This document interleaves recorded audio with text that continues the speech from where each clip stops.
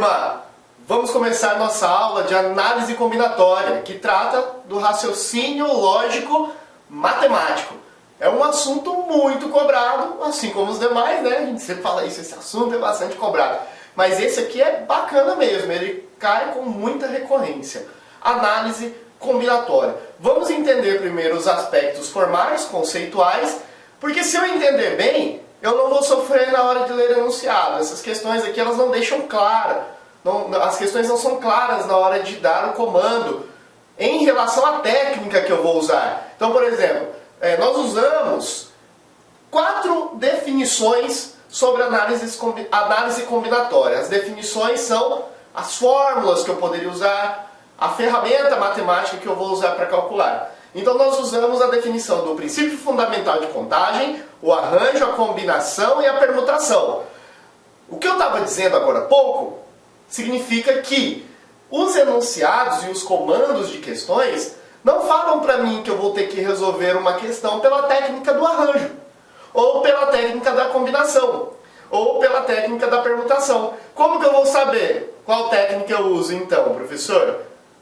Fazendo questões, treinando resolução de questões e principalmente se apegando ao que eu vou falar agora. Os aspectos conceituais sobre o que significa um arranjo, o que significa uma combinação, o que significa uma permutação. Eu vou te dar aqui as ferramentas teóricas, conceituais. E aí quando você estiver lendo o enunciado, você vai falar, poxa, então nesse caso, por causa deste detalhe aqui do texto, se aplica um arranjo. Está entendendo o que eu estou dizendo? Então é assim, para você não cair naquela armadilha de que eu estou lendo o enunciado, poxa professor, eu não entendi nem o que o elaborador aqui pediu. Eu não sei o que a questão quer. Então esse é o perigo. Isso que a gente não pode acontecer. Mas vocês estão estudando aqui no LAC, estão estudando com o professor Anderson, então estão tendo aí um curso top, não vão sofrer nesse sentido, beleza? Então vamos lá. O que significa princípio fundamental de contagem, galera? Tudo que nós estamos falando são técnicas para calcular. O que, professor? A análise combinatória, ela trabalha com a formação de grupos e agrupamentos.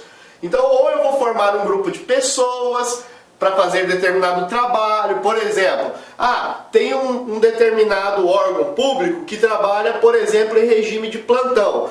E aí, ele tem que formar plantões com pessoas lá que vão ser sorteadas ou escolhidas por uma outra maneira, e eu quero saber de quantas formas eu posso formar esse grupo de pessoas.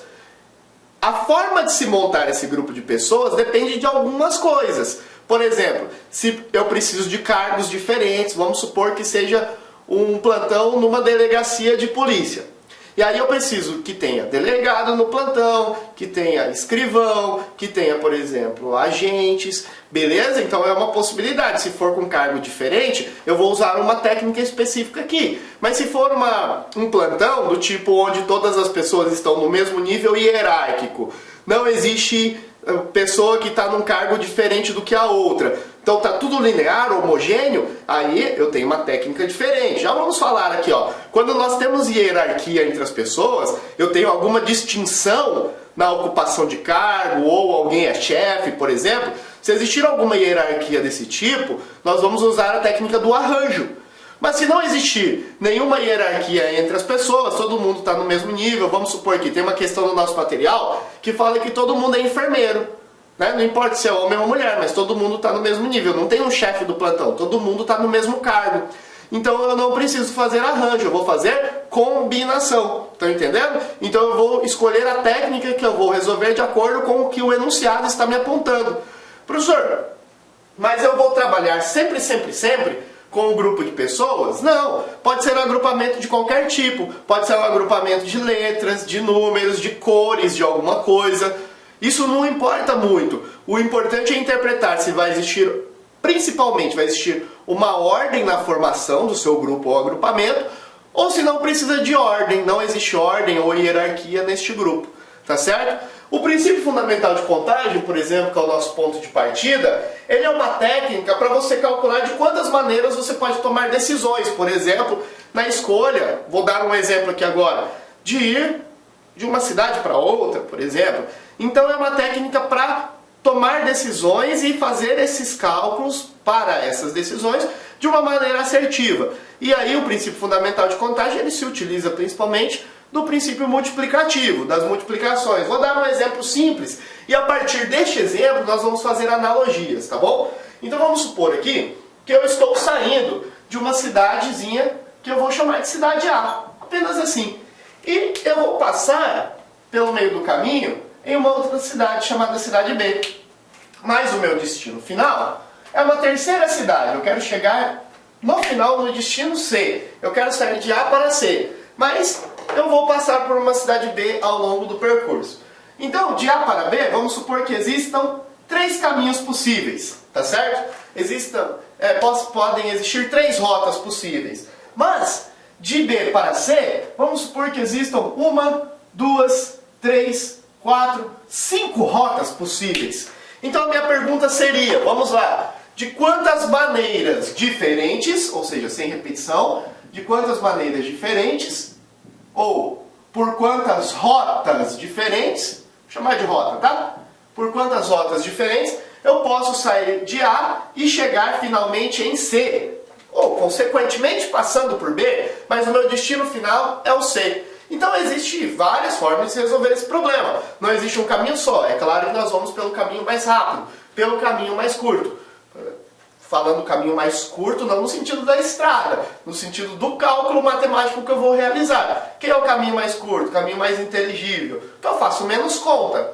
Um caminho que não seria muito inteligente seria ir contando um por um, por exemplo. Eu poderia sair, vamos chamar esse caminho de 1, esse de 2, esse de 3. Aí esse de 4, 5, 6, 7, 8. Então eu poderia ir combinando, ó, o caminho 1, o caminho 4, o caminho 1, depois o 5, ou o caminho 1, depois o 6. E contando um por um. Só que isso iria me dar muito trabalho, muito trabalho. O que eu posso fazer de uma maneira rápida? O princípio fundamental de contagem fala que você pode usar a multiplicação, onde esta primeira possibilidade de caminhos possíveis nós chamaríamos de evento número 1. E a segunda aqui, possibilidade, essa segunda possibilidade, seriam o evento número 2. Então, você vai multiplicar as possibilidades. Quantas possibilidades existem para sair de A para B? 3. E quantas possibilidades existem para sair de B para C? 5. Se eu multiplicar esses dois, o princípio fundamental de contagem fala para usar essa técnica da multiplicação. Se eu multiplicar esses dois, eu tenho 15. O que isso significa? Significa que eu posso fazer de A para C de 15 formas diferentes. Por exemplo, de 1, depois 4, ou 1 e 5, ou 1 e 6. Depois o 2 é a mesma coisa, 2 e 4, 2 e 5. Se eu contar todas as possibilidades, eu teria 15 chances, 15 formas, na realidade, diferentes. Então, eu estou escolhendo justamente a minha definição. Eu falei que o princípio fundamental de contagem é uma técnica para calcularmos de quantas maneiras eu vou decidir fazer alguma coisa, ou combinar alguma coisa. No caso, eu estou combinando as possibilidades de ir de A para C, consequentemente passando por B, de acordo com essas regras que eu criei aqui neste problema que eu imaginei. Beleza? Anotem esse exemplo, é um exemplo simples, mas bem ilustrativo. Vamos fazer agora a definição do que seria um arranjo, beleza? Pessoal, vamos falar dos arranjos. O que seria definido como arranjo para análise combinatória, para essa formação de grupos e agrupamentos? Os arranjos são tipos de grupos ou agrupamentos onde a ordem é relevante. Existe uma certa ordem de formação no meu conjunto, no meu agrupamento, no meu grupo. Por exemplo, professor, aplica numa situação prática. Vamos aplicar numa situação bem prática e muito simples. Imagine que nós vamos eleger numa sala de aula, numa turma de colégio, um líder, um vice-líder e somente um líder e um vice-líder para facilitar a nossa vida. E essa eleição será via voto direto, secreto, respeitando a Constituição. E nessa votação para líder e vice-líder, obviamente, claramente, o primeiro mais votado vai ser o líder e o segundo votado, o segundo mais votado, será o vice-líder. E a minha pergunta é, de quantas maneiras, supondo que todos os 20 alunos se candidataram, todo mundo quis ser líder ou vice-líder nessa turma, dentre esses 20 alunos, de quantas formas diferentes podem aparecer um par, líder e vice-líder, tá certo? Então, com todos os 20 alunos presentes, participantes desta eleição. Então, como que nós poderíamos fazer esse cálculo? Então, obviamente, antes de tudo, e o mais importante de tudo nós sabemos que é um arranjo por quê? Porque existe uma hierarquia na formação. O primeiro mais votado será o líder, o segundo mais votado, o vice-líder. Então, existe uma hierarquia na escolha. Tudo bem? E aí, para se calcular, existe uma fórmula. O arranjo será n fatorial sobre n menos p fatorial. Professor, eu não lembro dessa história de fatorial. Calma aí que eu vou te ajudar a lembrar. Mas, o mais importante do que o fatorial, você vai ver que é bem simplesinho, é lembrar que o n e o p estão associados ao quê? O que significa n e o que significa p dentro dessa simbologia?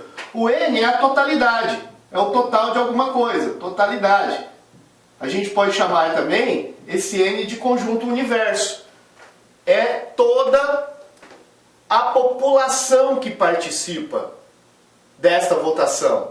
E o n é como se fosse o conjunto menor, é a amostra, são os que serão de fato eleitos, os escolhidos, é o grupo menor, tá certo? É o que se pede para formar. Então, o n em geral, a gente vai ver que daqui a pouco vai ter uma exceção, mas o n em geral é maior do que o p, porque o n representa a totalidade e o p representa o grupo que eu estou formando, o grupo menor, o agrupamento. Ele é como uma amostra dentro daquele universo que eu posso chamar de população. População é a parte maior, a amostra é a parte menor. É como se eu fizesse, só para criar uma outra analogia, um outro exemplo, se eu estivesse pesquisando sobre determinado candidato que pode ser eleito para presidente, para senador, para deputado federal, não importa. Estou fazendo uma pesquisa para saber possibilidade de alguém ser eleito aí na próxima eleição. E aí, galera, dentro de todas as pessoas que são os eleitores no Brasil, dificilmente uma empresa que foi contratada para fazer a pesquisa vai entrevistar todo mundo, não vai. Então, dentro de toda uma população, eles vão escolher uma amostra. Uma amostra seria o quê? Um subconjunto. Um subconjunto dentro da minha população, tá certo? Então, o grupo é isso. O P, não confunda com esse P aqui com esse P aqui não, tá? Vou dar até um outro nome para esse P aqui. Vou chamar ele de, sei lá, de B, tá? Esse B aqui é a população. Vou chamar de T, total, totalidade. Esse grupo grandão aqui é o meu T, é o total. E esse A, que está dentro do conjunto total, é um subconjunto. Eles seriam quem dentro do meu problema? O conjunto menorzinho, o A. O A é o símbolo P, ele é sempre menor. E o T seria o meu N, a totalidade, tá certo? Então, em geral, o A ele é sempre menor do que o T. Na nossa simbologia, o N representa a totalidade, o grupo maior. E o P representa o grupo que eu estou escolhendo, que é o grupo menor. Beleza? Então, no exemplo que eu acabei de criar, eu falei que tinham 20 pessoas disputando uma eleição lá para líder e vice-líder de uma sala de aula. E aí, professor, o meu arranjo, eu escrevi errado aqui também, oh meu Deus, eu tô que tô hoje, né?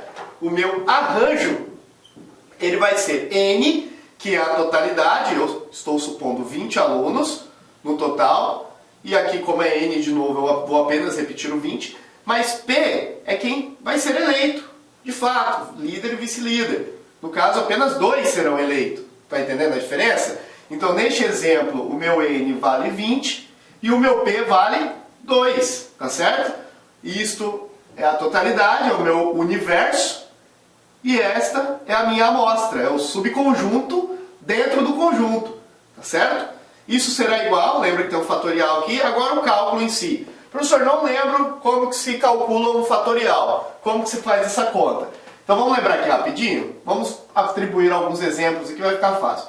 Vou fazer de forma decrescente, vou supor aqui um 5 fatorial, um 4 fatorial, um 3, um 2, um 1, e vou colocar aqui um detalhe importantíssimo. O que é um 5 fatorial? Bem simples, galera, não vou colocar definição genérica não, para não dificultar a nossa vida. 5 fatorial é 5 que multiplica 4, que multiplica 3, 2 e 1. E o que é 4 fatorial? 4 vezes 3 vezes 2 vezes 1. O que é 3 fatorial? 3 vezes 2 vezes 1. 2 fatorial é 2 vezes 1. 1 fatorial é o próprio 1. Deixa o zero aqui que depois eu falo. Então, você já entendeu o que significa um fatorial. É uma multiplicação decrescente até 1. Então isso aqui ficaria quanto? Vamos ver, 5 vezes 4 é 20, 20 vezes 3 é 60, 60 vezes 2 é 120, vezes 1 é 120. Isso é um fatorial. 4 vezes 3 é 12, 12 vezes 2 é 24, vezes 1 é 24, 3 vezes 2 é 6, 6 vezes 1 é 6, 2 vezes 1 é 2, 1 é 1, beleza? Isso aqui não tem mais o que se fazer. Agora, quanto que é o zero fatorial? Isso aqui você vai só decorar. A gente não vai discutir, isso aqui é coisa de matemático. Os matemáticos têm definições, têm propriedades que, para quem é de fora, somente os matemáticos vão entender. O nosso foco é estudar para concurso público, é passar na prova. Então isso aqui você vai decorar. Quem é o zero fatorial, professor? É 1. Ah, por quê? Não sei o quê. Deixa pra lá, tá certo? Deixa pra... Professor, eu quero saber por quê. Manda lá um oi no Instagram, que eu te respondo. Mas aqui nessa aula não vai dar. Ó, prof. Anderson Augusto. Prof. Anderson Augusto no Instagram. Eu respondo? Respondo. Eu gravo vídeos lá. Eu vou até fazer um vídeo sobre o zero fatorial. Mas aqui na aula não dá. Prof. Anderson Augusto. Beleza? Manda lá. Passar no concurso. Se cair zero fatorial é 1. Ah, professor, mas então vai dar trabalho demais. Porque 20 fatorial... 20 vezes 19 vezes 18. Vai dar trabalho. Calma aí, não faz ainda não. Acompanha comigo. Quanto que é 20 menos 2? 20 menos 2 é 18. Só que aqui tem um fatorial também. Olha o detalhe, olha o pulo do gato aqui, ó. 20 fatorial é o quê? 20 vezes 19, de acordo com o que eu acabei de explicar, vezes 18, e vai multiplicando até 1, não é? Sim. Mas você vai reparar que aqui embaixo existe um 18 fatorial. Então, lá em cima, no numerador, você vai parar o fatorial exatamente nesse número de baixo. Por quê? Porque se você parar o fatorial aqui, ele pode ser simplificado. Ó, o número, o algarismo e o fatorial. Então você pode simplificar o 18 com fatorial com 18 fatorial. Então o cálculo fica reduzido apenas a 20 vezes 19. E aí você vai multiplicar 20 vezes 19 apenas. Isso vai te dar 380. Isso quer dizer que nessa sala de 20 alunos, podem ser eleitos de maneira diferente, líder e vice-líder, com hierarquias diferentes, né? Quer ver um exemplo? Vamos supor que o João e a Maria foram eleitos. O João mais votado e a Maria segundo. Então, isto é uma possibilidade dentro das 380 possibilidades. Uma outra possibilidade seria apenas a inversão disso. A Maria primeiro e o João em segundo. É uma outra conta. É uma outra possibilidade. Então, só com João e Maria, existem duas contagens dentro do 380. João e Maria e João. São coisas diferentes, porque líder e vice-líder, João e Maria, ou líder e vice-líder, Maria e João. São contagens diferentes. E elas estariam dentro desses 380. Então, com todos os 20 alunos, existiriam 380 formas diferentes de se eleger líder e vice-líder. Beleza? Isso é um arranjo. Anota aí. Vamos falar agora das combinações. Pessoal, agora vamos falar da combinação. Imagine um problema parecido com o anterior, só que agora a gente vai modificar algumas coisas. Imagine que eu tenho novamente uma sala de aula para fazer comissão de formatura. Comissão de formatura, e eu vou escolher não 2, mas agora 3 pessoas para participarem da comissão de formatura. Só que, poxa, comissão de formatura dá muito trabalho, então nem todas as pessoas da sala se candidataram. Então, somente 10 pessoas. Então existem 10 pessoas disponíveis para participar da comissão de formatura, e dentre essas 10 eu vou escolher 3 pessoas. Detalhe que torna este exemplo completamente diferente do exemplo anterior. O detalhe é, não existe hierarquia entre as pessoas. Dentre os 3 escolhidos, essas 3 pessoas escolhidas estarão no mesmo patamar. Não vai existir um líder, um vice-líder, nada. Todo mundo vai resolver o problema do mesmo jeito, vão trocar figurinhas entre si ali e hierarquia igual. Ninguém está acima de ninguém. De quantas formas diferentes, dentre as 10 pessoas, eu poderia escolher 3. Então eu tenho um total de 10 disponíveis e eu vou escolher 3, tá bom? Não importa muito se é via eleição ou via sorteio, aqui pouco importa, tá? Vamos supor que inclusive seja via eleição. Não importa quem foi o primeiro, o segundo e o terceiro, porque está todo mundo na mesma hierarquia, é ou não é? Se for João, Maria e Pedro, beleza, os 3 vão fazer parte da comissão. Mas se fosse Pedro, Maria e João, daria na mesma, porque não existe hierarquia entre eles. Então a ordem não importa, tá certo? Então lembra da questão anterior onde nós falamos assim, ó, dentro daqueles 380, se tivesse João e Maria, seria uma das contagens no 380. Mas tivesse Maria e João, é outra contagem, conta 2 vezes, entendeu? Aqui não. Se tiver 3 pessoas e ordem diferente, pouco importa. Então se a ordem não é relevante, se a ordem não é importante, nós temos uma combinação. Então vamos resumir? No arranjo, a ordem da formação é importante. Se tem uma ordem, se precisa de colocar ordem, é arranjo. Se eu não preciso colocar ordem na formação, é combinação. Professor, e aí muda o cálculo? Muda. As combinações são calculadas assim, ó. Parece muito no começo, ó. É muito parecida a fórmula. Só que existe no denominador, na parte de baixo, um pzinho fatorial a mais. Ó, tem n fatorial, mesma coisa. N menos p fatorial é a mesma coisa do arranjo. Só que aqui tem um pzinho a mais, beleza? Como nós vamos fazer esse cálculo? Vamos lá, o n, quem que é o n? A totalidade, os que se candidataram. Todos os que se candidataram, 10. Mas quantos vão ser escolhidos de fato? 3, tá certo? Lembra disso? O n é o universo, é a totalidade, e o p é o grupo, é o agrupamento, é o subconjunto. Então o n vai ser 10 fatorial. E o p, professor? O p vai ser 3, então aqui vai ficar 10 menos 3. Só que lembre-se que tem um p a mais aqui, então tem um 3 de novo aqui fora, vai ficar desta forma, ó, tá? Ah, beleza, professor, vou ter que fazer 10 vezes 9 vezes 8, só que não faz ainda não. A mesma dica do anterior serve aqui, ó. O 10 menos 3 dentro do parênteses, você vai resolver, vai ficar 7 fatorial e deixa o 3 aqui, ó, por enquanto. Tá bom. O que você vai fazer com esse 10? Você vai fazer ele decrescente, produto decrescente, ó. 10 vezes 9 vezes 8, só que você vai parar no 7. Porque tem um 7 aqui para simplificar. Ah, mas eu não poderia simplificar o 3? Mas ela vai prolongar muito se você for até 3. Então faz um 7 mesmo. E esse 3 você apenas repete ele aqui, ó. Deixa ele ali do lado, tá? Então você vai simplificar esse 7 com esse. Beleza. Isso é uma combinação. E aí vai ficar... Por enquanto eu não vou nem multiplicar esses termos aqui. Eu vou deixar assim mesmo, ó. 10 vezes 9 vezes 8. E o 3 fatorial eu vou resolver. O que é 3 fatorial? 3 vezes 2 vezes 1. Tá bom? Galera, aqui é uma dica. Eu posso multiplicar todo mundo aqui em cima, multiplicar tudo isso embaixo, aí pegar o resultado que deu em cima e dividir pelo resultado que vai dar embaixo? Pode. Mas na maioria das provas, a maioria não, né? Nas provas você não tem calculador e se der um número muito grande você pode complicar. Então eu aconselho verificar se pode fazer simplificações. Por exemplo, o que eu poderia fazer? Ó, o 9 ele é divisível por 3, tá vendo?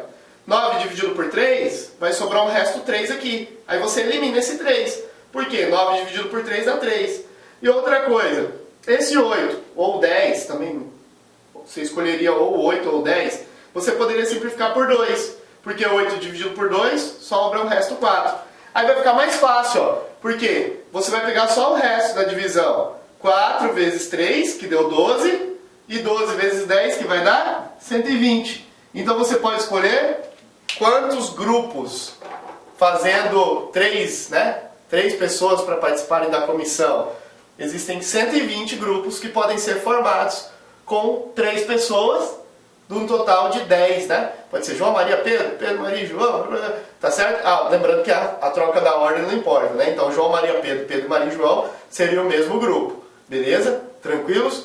Vamos para as permutações. Pessoal, nós vamos falar agora nessa introdução, no final dela, das permutações. Permutação simples. Depois nós vamos ver que existem particularidades sobre permutações, mas vamos no aspecto fundamental. Vamos começar do começo, como a gente fala, né? Então as permutações, elas são um caso, elas representam um caso específico de arranjo. Então vamos partir do princípio que toda permutação é um arranjo, mas com uma certa particularidade. Que tipo de arranjo as permutações são? Então, pelo fato de ter deixado claro que as permutações também se encaixam nas definições de arranjo, as permutações precisam de ordem, elas precisam de hierarquia. Mas qual é a particularidade que torna as permutações um caso específico, um caso particular do arranjo? É que nas permutações, o N, ou seja, a totalidade, é igual ao P. Ah, então não tem diferença entre N e P, professor? Não. Ah, ficou confuso, não ficou claro para mim. Tranquilo. Vamos imaginar aqui o caso mais simples possível. Eu tenho 3 cadeiras numa determinada fila e tenho 3 pessoas que vão sentar nessas cadeiras. 3 pessoas, exatamente 3. O João, a Maria e o Pedro. Tá certo? E eu quero saber de quantas formas diferentes o João e a Maria e o Pedro podem sentar nessas 3 cadeiras. Existem exatamente 3 vagas e exatamente 3 pessoas. Então, a minha totalidade de vagas, o total de vagas, é 3. O meu N vale 3, é a totalidade. E o disponível, as pessoas disponíveis para sentar, que seria o meu P, seria 3 também. Então, existe uma particularidade. Ah, professor, por que é arranjo? Porque cada fila vai ser uma fila diferente. Imagina uma fila que tenha João, Maria e Pedro. Esta é uma das filas. Mas eu teria uma fila diferente se fosse Maria, João e Pedro. E eu teria outra fila diferente se tivesse Pedro aqui, João aqui e Maria. Correto? Então cada fila é uma fila diferente, não representam a mesma fila. Então é arranjo por quê? Porque se eu mudar a ordem, muda a fila que eu tenho. Beleza? E como que eu faço para calcular? A permutação é mais simples. É só pegar o N, que poderia ser o P também, né? O N e fazer o fatorial. Então na permutação simples, quanto é o total de pessoas ou o total de vagas, tanto faz? 3. Faz o fatorial disso. Então vai ficar 3 vezes 2 vezes 1. 3 vezes 2 vezes 1 quer dizer que existem 6 chances de sentar essas pessoas aí em filas, formando filas diferentes. João, Maria, Pedro, Pedro, Maria, João, não sei o quê. Então posso ir mexendo, mexendo, mexendo e eu chegaria em 6 filas diferentes, beleza? Pessoal, essa foi a nossa introdução. Vamos agora verificar cada fórmula com detalhe e vamos verificar também particularidades sobre isso aqui, sobre as permutações, beleza? Clique like.